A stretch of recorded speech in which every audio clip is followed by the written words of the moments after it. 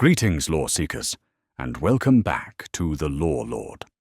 Today we're diving into one of the most controversial and mind-bending conspiracy theories in all of Warhammer 40,000, the idea that the Emperor of Mankind didn't just fail to prevent the Horus Heresy, but actually orchestrated it as part of a grand design that spans millennia.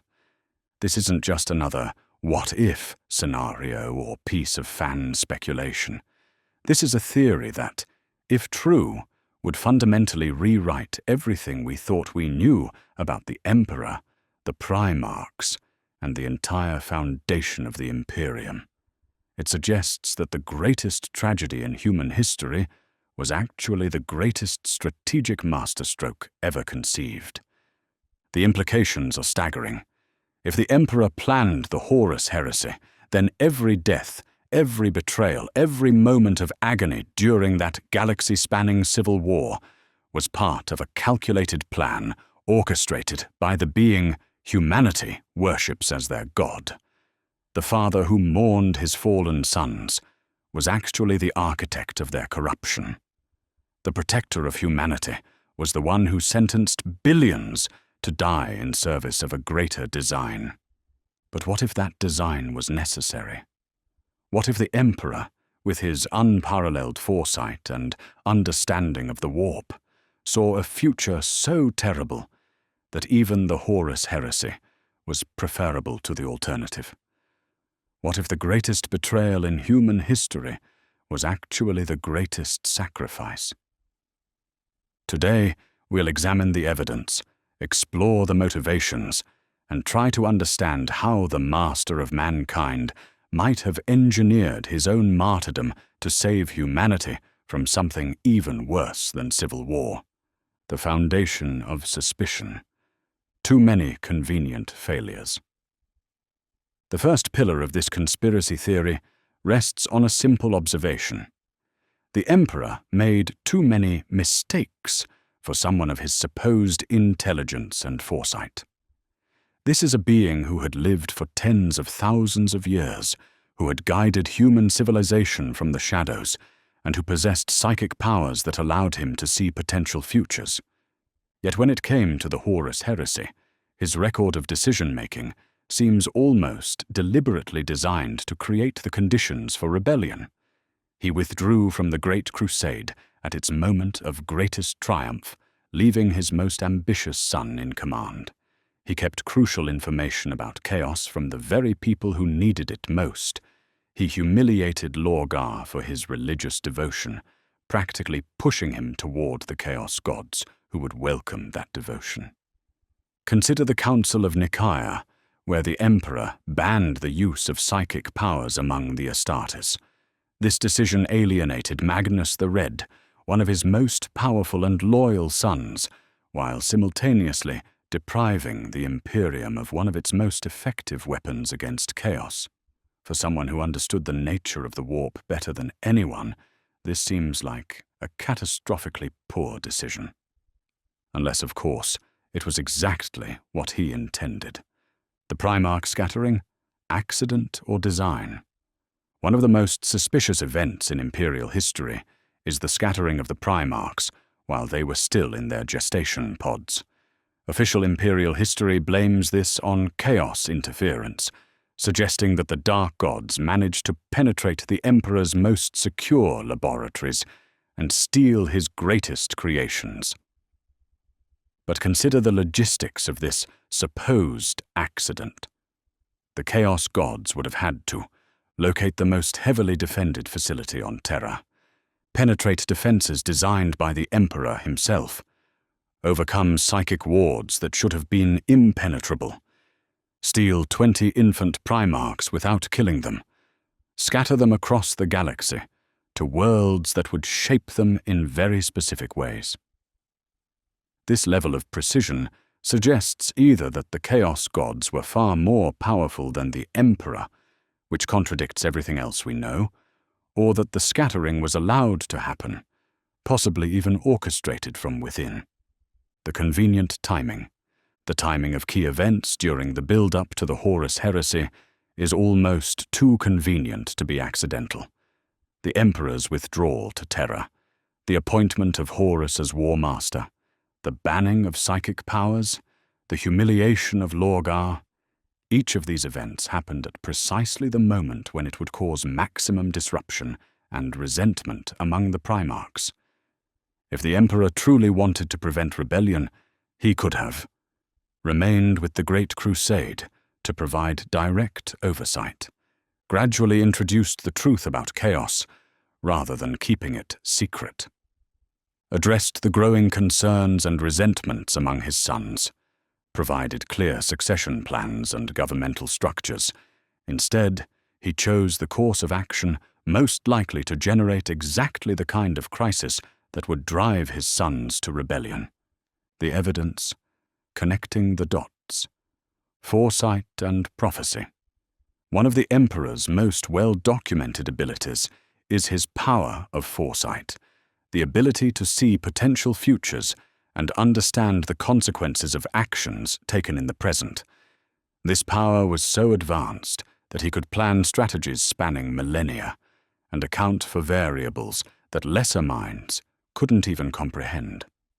Given this level of prescient ability, it becomes virtually impossible to believe that the Emperor was blindsided by the Horus Heresy. Someone who could see the future clearly enough to plan the Great Crusade, to design the Primarch project, and to orchestrate the unification of Terra would certainly have seen the approaching civil war. The question then becomes, if he saw it coming, why didn't he prevent it? The conspiracy theory suggests that he didn't prevent it because he needed it to happen. The Webway project, a convenient distraction. The Emperor's withdrawal from the Great Crusade was officially justified by his work on the Webway project, an attempt to create a human version of the Eldar's transportation network that would allow humanity to travel without using the warp. This project was presented as crucial to humanity's future and requiring the Emperor's personal attention. But consider the timing. The Emperor withdrew to work on this project at the exact moment when his presence was most needed to prevent rebellion among his sons. He chose to focus on a long-term infrastructure project, while a galaxy-spanning civil war was brewing in his own forces. For someone with the Emperor's level of strategic thinking, this represents either catastrophic prioritization or deliberate choice. The conspiracy theory suggests that the Webway project, while real, served as a convenient excuse to remove himself from the equation at precisely the moment when his absence would have maximum destabilizing effect. The Magnus Trap. Perhaps the most damning evidence for the conspiracy theory lies in the Emperor's treatment of Magnus the Red. The Emperor knew that Magnus was one of his most loyal sons, completely devoted to the pursuit of knowledge and utterly opposed to chaos corruption. Yet the Emperor's actions seemed almost designed to drive Magnus into the arms of the very forces he despised. First, the Emperor banned the use of psychic powers at the Council of Nicaea, despite knowing that this would be devastating to Magnus and his legion. Then, when Magnus used his psychic abilities to warn the Emperor about Horus's corruption, exactly the kind of loyal action the Emperor should have wanted, the Emperor responded by sending Leman Russ to arrest Magnus. But here's the crucial detail. The Emperor knew that Russ would likely kill Magnus rather than arrest him. The Emperor knew his sons well enough to predict their reactions, and sending the Wolf King after the Scholar Sorcerer was almost guaranteed to result in violence rather than justice. This sequence of events forced Magnus to accept Chaos aid to save his sons and homeworld, corrupting one of the Emperor's most loyal children and ensuring that the 1,000 sons would join the rebellion. For someone trying to prevent chaos corruption, this represents incredibly poor judgment. For someone trying to ensure that chaos gained powerful allies, it represents brilliant manipulation, the convenient ignorance. Throughout the period leading up to the Horus Heresy, the Emperor demonstrated a pattern of convenient ignorance about chaos corruption among his sons. Despite his vast psychic powers and network of agents, he somehow failed to detect Lorgar's growing devotion to chaos powers. The corruption spreading through the word-bearer's legion, Horus's increasing resentment and ambition, the influence of chaos cults on various worlds, the activities of the chaos gods in manipulating his sons. This level of intelligence failure strains credibility when attributed to the being who had successfully hidden his own existence and manipulated human civilization for tens of thousands of years. It becomes more believable when viewed as deliberate blindness, a refusal to see what he didn't want to prevent. The motivation. Why plan disaster? The chaos problem. To understand why the Emperor might have orchestrated the Horus Heresy, we need to understand the nature of the threat he was really fighting. The chaos gods weren't just enemies of humanity, they were enemies of ordered reality itself. They drew their power from the emotions and actions of sentient beings, growing stronger with every war, every betrayal, every moment of despair. The Emperor's great crusade, while successful in reuniting humanity, was also feeding the chaos gods enormous amounts of power. Every world conquered generated pride, Slanesh. Every battle fought fed violence, Khorne. Every scheme implemented, strengthened plotting, Tzeentch. And every death contributed to despair, Nurgle. The Emperor may have realized that conventional victory over chaos was impossible. The very act of fighting them made them stronger. The only way to defeat chaos was to starve them of the emotions they fed on, but that would require humanity to either stop feeling entirely or to channel their emotions in very specific ways. The martyrdom strategy. The conspiracy theory suggests that the Emperor concluded that the only way to defeat chaos was to transform himself into a counter-chaos entity, a god of order, protection, and self-sacrifice rather than destruction and corruption. But becoming a god required worship on a scale that secular imperial truth could never provide. The Emperor needed humanity to believe in him not as a brilliant leader or advanced human, but as a literal god worthy of absolute devotion. This required transforming his image from conqueror to savior, from general to martyr. The Horus Heresy provided the perfect vehicle for this transformation. By allowing himself to be mortally wounded while defeating the arch-traitor Horus, the Emperor could achieve several objectives simultaneously. Create a founding myth for a new religion centered on his worship. Generate the kind of grief and devotion that would fuel his ascension to godhood. Establish himself as humanity's eternal protector rather than its ruler. Create a power source that could counter the chaos god's influence. The long game. The conspiracy theory posits that the Emperor was playing a game with a time scale measured in tens of thousands of years. The immediate cost of the Horus Heresy, millions of Space Marines dead, half the legions corrupted, the Imperium split by civil war, was acceptable when weighed against the long-term benefits. The post-heresy Imperium, while brutal and stagnant, has survived for 10,000 years in a galaxy filled with existential threats. The imperial cult has generated enough faith-based psychic energy to allow the Emperor to battle chaos directly in the warp, while simultaneously powering the Astronomicon and protecting Terra. From this perspective, the Horus Heresy wasn't a disaster, but a controlled demolition of the secular Imperium to make way for something more capable of surviving in a chaos-dominated galaxy. The counter-evidence, holes in the theory, the human cost. The strongest argument against the conspiracy theory is the sheer human cost of the Horus Heresy. Billions of imperial citizens died during the Civil War, entire worlds were destroyed, and the Imperium was permanently weakened in ways that continue to affect it 10,000 years later. If the Emperor truly cared about humanity's welfare, it's difficult to justify a plan that required such massive casualties. The theory requires us to believe that the Emperor was willing to sacrifice countless innocent lives for a theoretical long-term benefit that might not even work. The risk factor. The Horus Heresy came very close to complete failure from the Emperor's perspective. Horus nearly succeeded in killing the Emperor permanently. The forces of chaos came within moments of conquering terror, and several key elements of the plan depended on variables that the Emperor couldn't fully control. If this was truly a planned operation, it was incredibly risky. The margin for error was so small that even minor changes in timing or circumstances could have resulted in complete disaster. For someone of the Emperor's intelligence and caution, such a high-risk strategy seems out of character.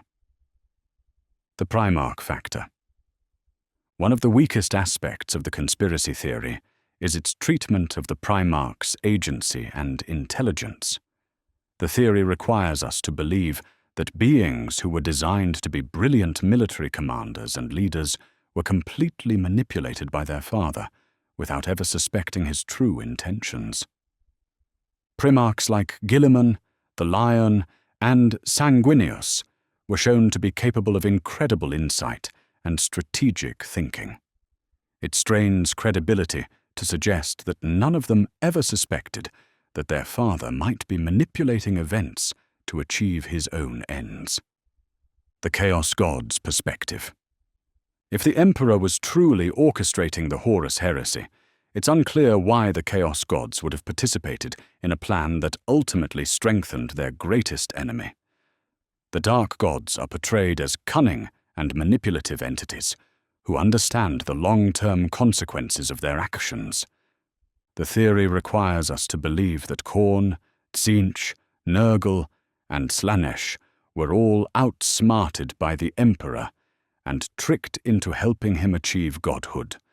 While not impossible, this seems inconsistent with their portrayal as cosmic entities with their own vast intelligence and foresight. Alternative interpretations. The adaptation theory. Rather than suggesting that the Emperor planned the Horus Heresy from the beginning, some versions of the conspiracy theory propose that he adapted his strategy as events unfolded. In this interpretation, the Emperor may have initially tried to prevent the rebellion, but then realized that it could serve his larger purposes. This adaptation theory suggests that the Emperor's apparent mistakes were actually learning experiences that taught him valuable lessons about the nature of his enemies and the requirements for victory. When he realized that conventional approaches wouldn't work, he shifted to a strategy that utilized the rebellion rather than preventing it. The inevitable conflict theory. Another variation suggests that the Emperor foresaw that some form of civil war was inevitable given the nature of his sons and the pressures of the Great Crusade. Rather than trying to prevent the unavoidable, he chose to shape it in ways that would minimize long-term damage while maximizing strategic benefit. This theory portrays the Emperor not as the architect of betrayal, but as someone who made the best of a bowed situation by ensuring that the inevitable conflict would serve humanity's interests rather than destroying them entirely. The partial knowledge theory, a more nuanced interpretation, suggests that the Emperor had partial foresight about coming disasters, but couldn't see all the details clearly. He may have known that a great crisis was approaching and positioned himself to take advantage of it, without knowing exactly what form it would take. This theory allows for the Emperor to be both prescient and surprised, planning for general scenarios while adapting to specific circumstances as they arose. Modern implications. The current state of the Emperor. Recent developments in Warhammer 40,000 lore have provided new evidence both for and against the conspiracy theory. The return of Guilliman and his interactions with the Emperor suggest that the master of mankind has indeed become something far more than human. But whether this was planned or an unintended consequence remains unclear. Guilliman's descriptions of his father's current state suggest a being who has transcended normal consciousness and exists on multiple levels of reality simultaneously. This could support the theory that the Emperor achieved his intended transformation into a counter-chaos entity, or it could simply represent the natural evolution of someone with his level of psychic power. The faith factor. The role of faith in powering the Emperor's current abilities provides circumstantial evidence for the conspiracy theory. The fact that the imperial cult generates exactly the kind of worship-based energy that the Emperor needs to function suggests either remarkable coincidence or deliberate planning. The conspiracy theory would suggest that the Emperor engineered the conditions that would create the imperial cult, knowing that he would need that faith-based power source to battle chaos effectively. The alternative is that he simply adapted to use whatever power source became available after his internment in the Golden Throne. The Primarch returns. The return of Primarchs like Guilliman and Lionel Johnson raises new questions about the Emperor's long-term planning. If he truly orchestrated the Horus Heresy, did he also plan for the eventual return of his loyal sons? Are the current developments part of an even larger strategy that spans multiple millennia? The timing of these returns, coinciding with some of the greatest threats the Imperium has ever faced, seems almost too convenient to be accidental. This could support the theory that the Emperor's planning extends far beyond the Horus Heresy itself. The verdict: evaluating the evidence. The case for the evidence supporting the conspiracy theory is compelling in several key areas. Foresight inconsistency.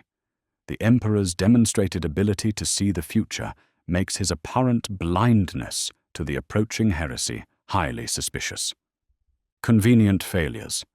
The pattern of decisions that seemed designed to create rebellion rather than prevent it suggests intentional manipulation. Perfect outcome. The post-heresy. Imperium, while brutal, has achieved exactly what the Emperor would have needed to battle chaos effectively: massive faith-based worship, generating psychic power. Timing.